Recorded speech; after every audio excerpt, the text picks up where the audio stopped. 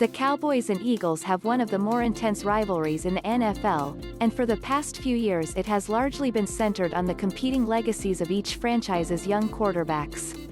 But there won't be any Carson Wentz or Dak Prescott on Sunday, as this matchup will feature Andy Dalton and Jalen Hurts slinging the ball around. Of course, there is still a lot to play for on both sides in this rivalry. Despite each team having 9 losses already, they're both still in the playoff hunt. But the loser of this game will be officially eliminated from contention, while the other could still be eliminated based on other games happening Sunday.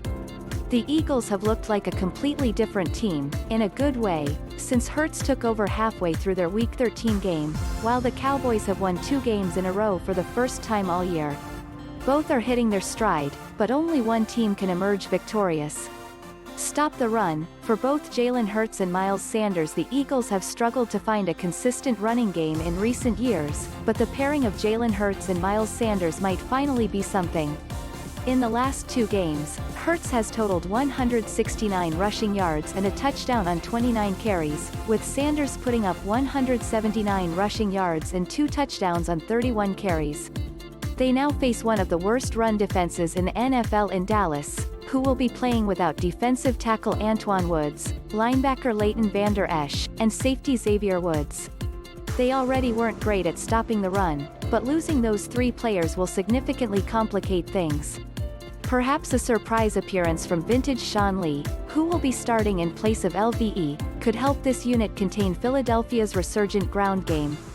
Get Andy Dalton in a rhythm. Early Andy Dalton has been quietly putting up some good football since returning from the COVID-19 reserve list.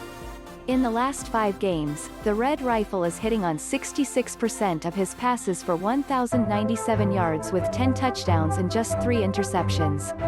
He's mostly been doing it with quick passes to his receivers, who have been exceptionally good at generating yards after the catch. The Eagles boast a really good run defense, 10th in run defense DVOA, coupled with a terrible pass defense, 23rd in pass defense DVOA, that's lost several key players to injury. The last time these 2 teams met, it was Ben DiNucci's constant sidearm throwing motion that struggled to take